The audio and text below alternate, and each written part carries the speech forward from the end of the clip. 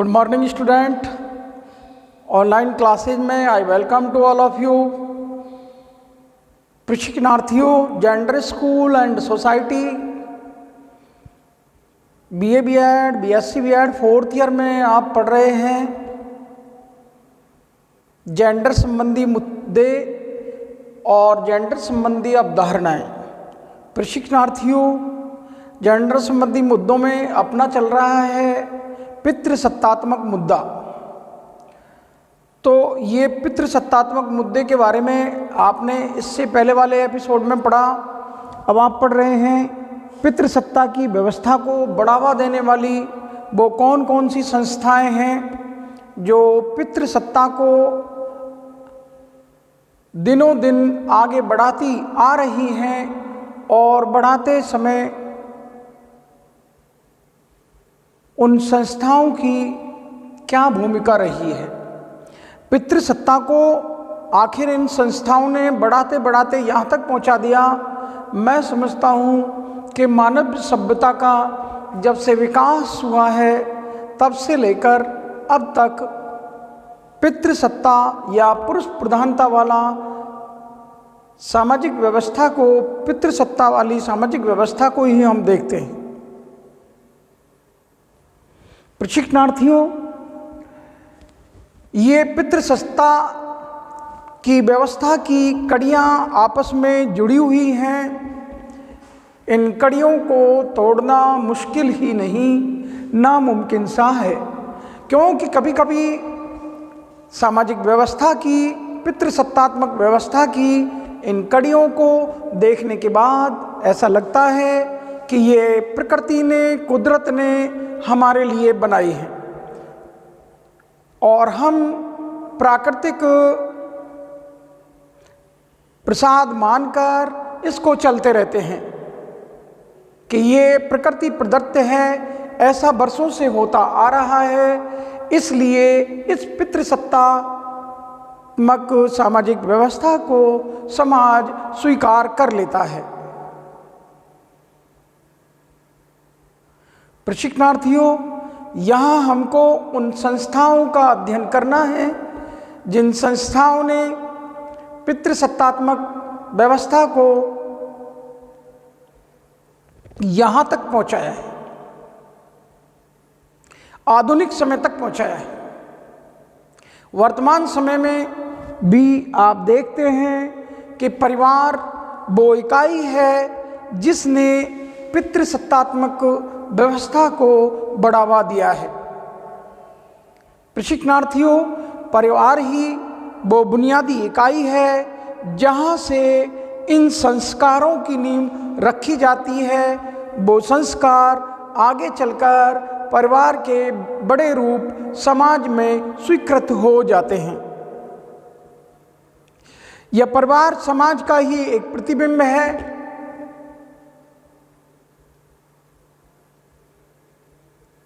दोनों एक दूसरे के बिना अधूरे हैं।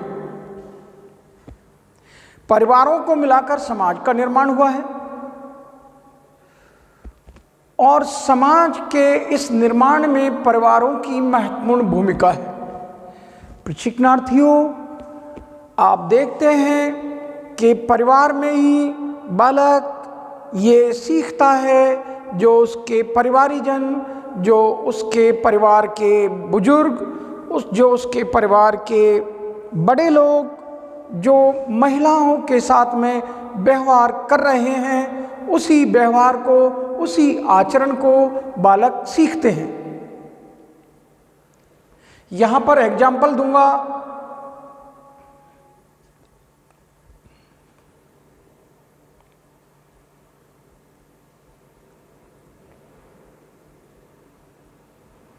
साहिर लुधियानवी साहब का,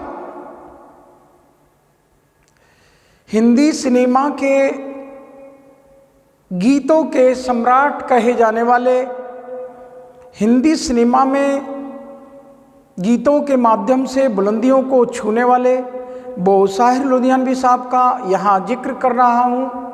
वो ये है कि उनके पिता उनकी माँ के ऊपर अत्याचार करते थे।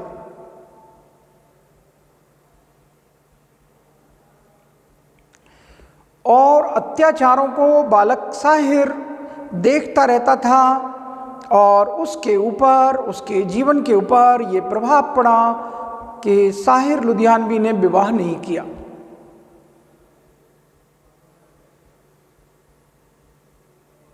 प्रशिक्षणार्थियों, ठीक उसी प्रकार से जो आचरण परिवार में महिलाओं के साथ पुरुषों के द्वारा किया जा रहा है, उस आचरण को करते हुए जो बालक देख रहे हैं,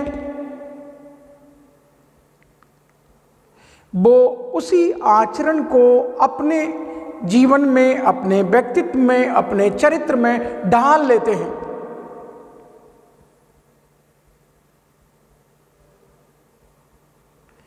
प्रशिक्षणार्थियों,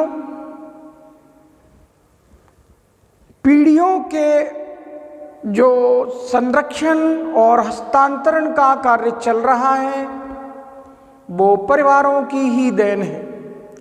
परिवार में लड़कों को ये सिखाया जाता है कि महिलाएं पैर की जूती हैं, महिलाओं के साथ में ऐसा व्यवहार किया जाए, महिलाओं के साथ में वैसा व्यवहार किया जाए, महिलाओं को दबा कर रखा जाए, महिलाओं को नियंत्रित किया जाए, महिलाओं को बाहर घूमने फिरने की आज़ादी से रोका जाए, महिलाओं को परपुरुषों से बात नहीं करने दी जाए। ये सारा आचरण बालक परिवार से सीखता है। ये भेदभाव का पाठ बालक परिवार से सीखता है।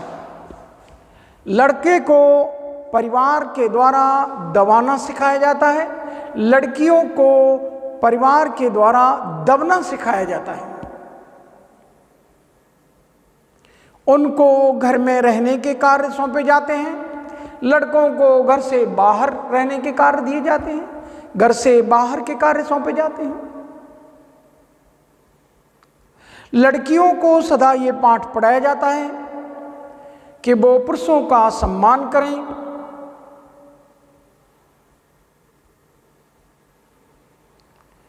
और लड़कों को ये पाठ पढ़ाया जाता है कि वो महिलाओं को बस में करने के लिए उनको डराकर, धमकाकर, दबाकर रखें।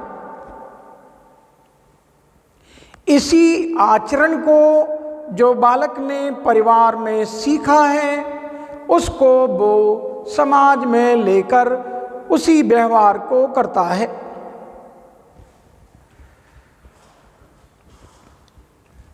हो सकता है विभिन्न समाजों में, विभिन्न परिवारों के महिलाओं को दबाए जाने के तरीके, महिलाओं को नियंत्रित करने के तरीके अलग अलग हों। हो सकता है विभिन्न समाजों में ये तरीके महिलाओं को नियंत्रित करने, महिलाओं को बस में करने के, महिलाओं को दबाए जाने के, या महिलाओं को दोयम दर्जा प्रदान करने के तरीके अलग अलग हो सकते हैं, लेकिन ये तरीके हैं, ये खत्म नहीं हुए हैं। प्रशिक्षणार्थियों, यहां पर जो परिवार के द्वारा बच्चों को पाठ पढ़ाया जा रहा है, वो पाठ बच्चों के भविष्य का निर्माण करने वाला है। अब आप सोच सकते हैं कि ये कौन सा पाठ पढ़ाया जा रहा है, ये क्या जाम पिलाए जा रहे हैं जो बच्चे महिलाओं के साथ में पुरुषों के मुकाबले भेदभाव करना सीख रहे हैं। प्रशिक्षणार्थियों, यहाँ पर महिलाओं को दबाने की जो रीति, महिलाओं को बस में करने की जो रस्म रिवाज सिखाए जा रहे हैं, उससे वो बालक जो पाठ पढ़ रहे हैं अपने पिता के द्वारा, अपने परिवार के बुजुर्गों के द्वारा जो आचरण उनको सिखाया जा रहा है, वो एक ऐसे समाज का निर्माण करता है जिसमें महिलाओं के साथ में पुरुषों के मुकाबले भेदभाव किया जाता है। महिलाओं को पुरुषों से कम तर माना जाता है।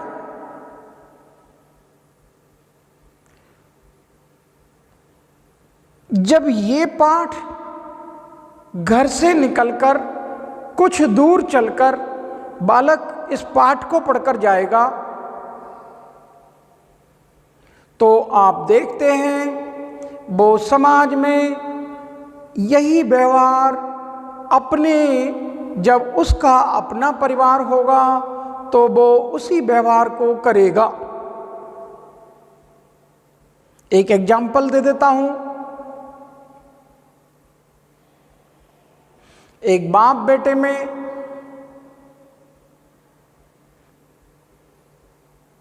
वाद विवाद हो गया।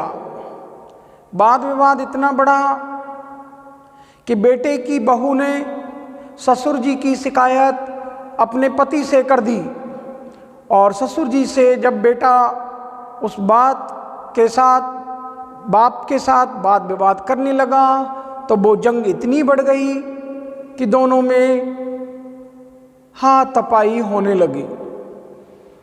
बेटा जवान था, पिता बुजुर्ग थे, तो पिता की कमजोरी का बेटे ने फायदा उठाया और फायदा उठाकर उनको घर से घसीटकर और दूरी तक ले गया।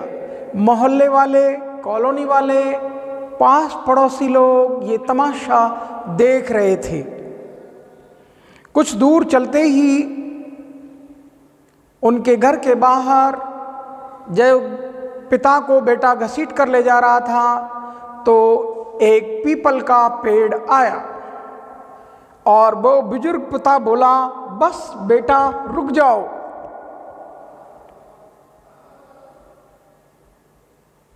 बस बेटा रुक जाओ। बेटा बोला, पिताजी क्यों रुक जाऊं? आपने मेरी पत्नी के साथ मिसबिहेव किया है, मैं इसका बदला लेकर रहूंगा। क्या उनका हाँ नो नो नो। बाप इंग्लिश जानते थे और बेटे से बोले नो नो नो। आप मुझको बस यहीं तक घसीट कर लाए हो क्योंकि एक दिन मैं भी अपनी पत्नी के कहने पर यानी तुम्हारी माँ के कहने पर अपने पिताजी को पीटता हुआ घसीटता हुआ यहीं तक लाया था। ये वही पीपल का पेड़ है जहां मैं अपने पिताजी को लाया था। बेटे की आंखें खुल गईं। ये रीत तो हमारे घर में सदा से चली आ रही है। आपने अपने पिताजी को मारा, मैंने अपने पिताजी को मारा, इसका मतलब कल मेरा बेटा मुझे मारेगा। संस्कार क्या दिए जा रहे हैं? सबक ये मिलता है, संस्कार क्या दिए जा रहे हैं। आज जो हम बो रहे हैं कल हम बो ही काटेंगे। जो बोएगा वो काटेगा, जौ बोएगा गेहूं काटेगा। ये नो नो नो, ये नहीं है। जो बोएगा वो काटेगा, अर्थात जिसने बोया है वो ही काटेगा। आप तो बैठे हुए हो, आपने क्या बोया है? आप तो उन लोगों को काटता हुआ देखोगे। प्रशिक्षणार्थियों, यहां संस्कार क्या डाले गए हैं परिवार में? चर्चा इस बात को लेकर है कि संस्कार कैसे डाले गए। संस्कार डाले गए महिलाओं के संग भेदभाव करने के, महिलाओं को दबाने के, महिलाओं को नियंत्रित करने के, महिलाओं को डराकर धमकाकर रखने के। उन संस्कारों को लेकर जब बालक बड़े होते हैं तो वो समाज में वो ही भेदभाव वाली सोच लेकर बड़े हुए हैं और उसी भेदभावपूर्ण व्यवहार को वो अपने जीवन में ढाल लेते हैं। इससे ये जाहिर होता है कि परिवार ही वो आधारशिला है, परिवार ही वो स्थान है जहाँ परिवार को बालक की प्रथम पाठशाला कहा गया है और उसकी माँ उसकी प्रथम आदर्श गुरु है। तो उस माँ ने जो डरना जो दबना सीखा था वो अपनी औलादों को यही पाठ पढ़ाती हैं। तो परिवार वो पाठशाला है, परिवार ही वो स्थान है जहाँ से ये पितृसत्ता को शक्ति प्राप्त हो रही है।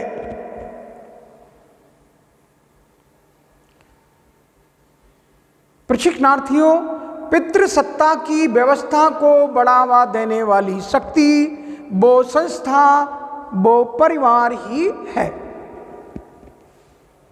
नंबर 2, धर्म। प्रशिक्षणार्थियों, यहां धार्मिक चर्चा, धर्म, जैसा कि मैंने आपको इससे पहले वाले पाठ में पढ़ाया, चाहे धर्म इस्लाम धर्म हो, चाहे ईसाई धर्म हो, चाहे हिंदू धर्म हो और जैन बौद्ध सिख यहूदी, कोई भी दुनिया के धर्म हों, उन धर्मों में सत्ता है तो पितृसत्ता ही है। अर्थात दुनिया के सारे धर्म, दुनिया के अधिकांश धर्म पितृसत्तात्मक वाली व्यवस्था के ही हैं। वो ऐसा मानते हैं कि ईश्वर की इच्छा से ये पितरों को सत्ता सौंपी गई है। अपने आप को इस तरह से इंट्रोड्यूस किया जाता है, अपने आप को उनकी एंट्री उनको पेश करना इस तरीके का है कि जैसे महिलाओं के लिए पुरुषों को ईश्वर ने बनाकर भेजा है कि जाओ और महिलाओं के ऊपर राज करो। इस प्रकार धर्म की सत्ता को दिखाया जाता है कि पुरुषों को ईश्वर ने महिलाओं की रक्षा करने के लिए, महिलाओं को बस में करने के लिए, महिलाओं को अपने अधीन करने के लिए बनाकर भेजा है। नंबर 3, महिला और पुरुष के अधिकार और कर्तव्यों को धार्मिक मान्यताओं के अनुसार, धार्मिक कानून के अनुसार अलग अलग रूपों में बांट दिया गया है। महिलाओं के अधिकार अलग कर दिए हैं, पुरुषों के अधिकार अलग कर दिए हैं। महिलाओं के कर्तव्य अलग हैं, पुरुषों के कर्तव्य अलग हैं। सरकार की नीतियां भी इन धार्मिक कानूनों से, धर्म के मानने से, धार्मिक व्यवस्था से प्रभावित होती हैं। विवाह, तलाक, उत्तराधिकार आदि जितने भी धार्मिक कानून हैं वो सर्व के सब धार्मिक व्यवस्था पर ही आधारित हैं। चाहे विवाह का मसला हो, तलाक का हो, उत्तराधिकार का हो, कानून के द्वारा समानता का अधिकार दिए जाने के बावजूद इन अधिकारों पर मान्यता, इन अधिकारों को मानना धार्मिक व्यवस्था के अनुसार अधिक महत्व दिया जाता है बनिस्बत कानून के बजाय, कानून के बजाय धार्मिक मान्यताओं को महत्व अधिक दिया जाता है। प्रशिक्षणार्थियों, ये धर्म भी पितृसत्तात्मक व्यवस्था को बढ़ावा देने वाली एक संस्था है। आर्थिक व्यवस्था तथा आर्थिक संस्थाएं। अगला बिंदु है आर्थिक व्यवस्था और आर्थिक संस्थाएं। आप जानते हैं कि स्त्री अगर धन कमाती है, अविवाहित है, तो उसके धन पर नियंत्रण होता है उसके पिता का, उसके परिवार के पुरुषों का, और उसका विवाह हो गया है और वो धन कमाती है तो उसकी संपत्ति पर, उसकी आर्थिक स्थिति पर नियंत्रण होता है पति का। और वो वृद्धावस्था में आ गई है, जो उसकी संपत्ति है जो उसकी आर्थिक धन जो भी स्थिति है उस पर नियंत्रण है उसके पुत्र आदि का। प्रशिक्षणार्थियों, उसकी आर्थिक व्यवस्था पर नियंत्रण है पुरुषों का।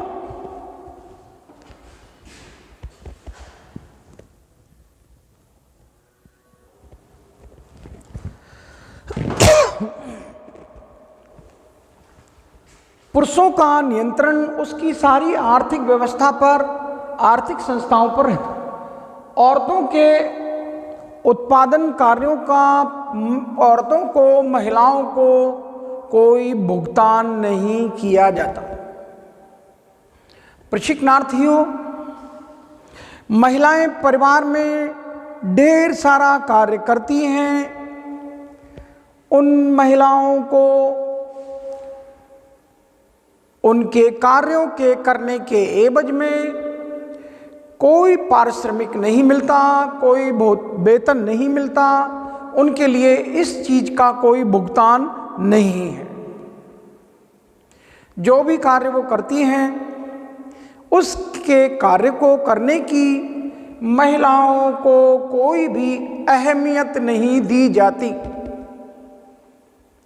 वो सुबह से लेकर देर रात तक पारिवारिक कार्य करती हैं, घर से बाहर के भी कार्य करती हैं, कृषि में, पशुपालन में भी वो सहयोग करती हैं। पशुओं को चारा डालना, पशुओं को चारा खिलाना, पशुओं के लिए दूध आदि पशुओं का निकालना, वो ढेर सारे कार्यों में पुरुषों का सहयोग करती हैं। लेकिन इन उत्पादित कार्यों का उसको कोई भुगतान नहीं किया जाता। चाहे घर में 40 बोरी गेहूं हो जाए या 400 बोरी गेहूं हो जाए, उसको 4 बोरी का भी भुगतान नहीं किया जाता है। जबकि उसने अपने परिवारीजनों के साथ मिलकर कांधे से कांधा मिलाकर खेतों में गुड़ाई, बुवाई, जुताई और सिंचाई सारे कार्यों में समान रूप से पुरुषों के बराबर सहयोग किया था। लेकिन उसके इस सहयोग को, उसके बदले में उसको कोई भुगतान नहीं किया जाता है। और तो और भुगतान ना करो कोई बात नहीं, कोई गम नहीं, लेकिन शिकायत ये है कि महिलाओं को उनके इस कार्य की कोई अहमियत भी नहीं दी जाती। और तो और बच्चों के लालन पालन में महिलाएं बच्चों का परवरिश करती हैं, पालन पोषण करती हैं। शिशु को गर्भ में 9 माह तक लेकर किस प्रकार कष्ट में जीवन जीती हैं, इन कार्यों की, इन कष्टों की उसको कोई भी वेतन, कुछ भी नहीं दिया जाता। इस बच्चों की परवरिश को परिवारीजन कोई भी आर्थिक योगदान की श्रेणी में नहीं रखते हैं। ये महिलाओं का बहुत बड़ा आर्थिक योगदान है, लेकिन इस कार्य को, पारिवारिक कार्य को और परिवारीजन को मदद पहुंचाने में, पुरुषों को मदद पहुंचाने के कार्यों को महिलाओं का कोई आर्थिक योगदान पुरुष समाज के द्वारा नहीं माना जाता। प्रशिक्षणार्थियों, यहां चर्चा का मुख्य मुद्दा ये है कि पितृसत्तात्मक इस व्यवस्था को जो बढ़ावा देने के लिए संस्थाएं हैं, उनमें परिवार, धर्म और आर्थिक व्यवस्थाएं या आर्थिक संस्थाएं महत्वपूर्ण भूमिका अदा करती हैं। प्रशिक्षणार्थियों, यहाँ पर मैं आपसे जिक्र कर रहा था कि महिलाओं के लालन पालन करने को, बच्चों के पालन पोषण को, परवरिश को आप किसी नौकरानी से करवाइए। आपको उस नौकरानी के लिए तुरंत भुगतान करना पड़ेगा। वो आपसे छुट्टियां भी लेगी और अपनी मन मर्जी के मुताबिक कार्य को अंजाम भी देगी। प्रशिक्षणार्थियों, ये कोई दंत कथाएं नहीं हैं। मैं महिलाओं के आर्थिक योगदान पर चर्चा कर रहा हूं कि महिलाओं का हमारे समाज में जो आर्थिक योगदान है उसको पितृसत्तात्मक व्यवस्था स्वीकार नहीं करती। चाहे उसने सुबह से लेकर देर रात तक श्रम किया हो, उसके श्रम को कोई अहमियत नहीं है। उसके श्रम के बदले में कोई वेतन नहीं है। उसके श्रम के बदले में महिलाओं का कोई आर्थिक योगदान कबूल नहीं किया जाता, मानते ही नहीं।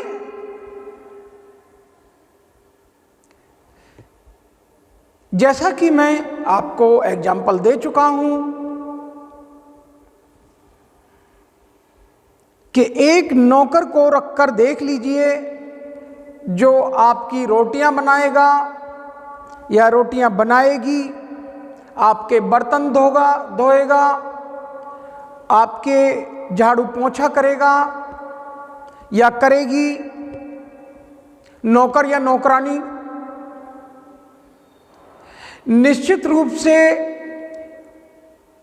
उस बागवान को, जो आपके बाग बगीचे को संभाल रहा है, निश्चित रूप से जो आपके कपड़े धो रहा है, आपके झाड़ू पोंछा कर रहा है, आपके बर्तन धो रहा है, आपके लिए भोजन का व्यवस्था कर रहा है, और तो और जो आपने चौकीदार के रूप में एक गेटमैन रखा है, वो भी आपसे बदले में रुपया पैसा और भोजन वस्त्र आदि लेता है।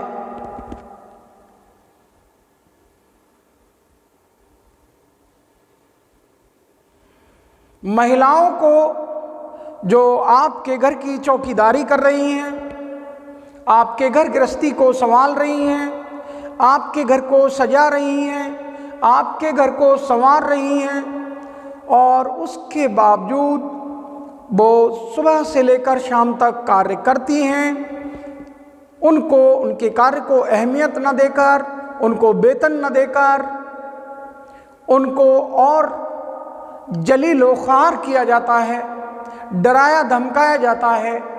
और ऐसे भी परिवार हैं जहां महिलाओं के साथ गाली गलौच की जाती है और तो और दुर्व्यवहार किया जाता है। प्रशिक्षणार्थियों, ये सारा सीन जो आप देख रहे हैं, ये सारा नज़ारा जो आपको दिखाई दे रहा है, उसके पीछे एक ताकत काम कर रही है, वो है पुरुष प्रधानता वाले समाज का होना, पुरुष प्रधानता वाली सामाजिक व्यवस्था का होना। प्रशिक्षणार्थियों,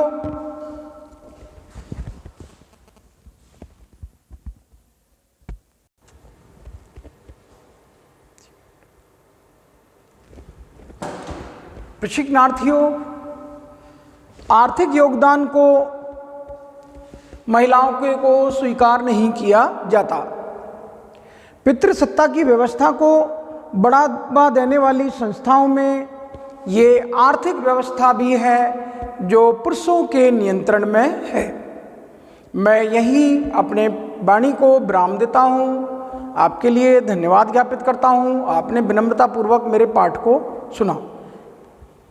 आगे चर्चा करेंगे अगले पाठ में, और मैं यहीं पर आपको धन्यवाद ज्ञापित करता हूँ। Thank to all of you. Okay.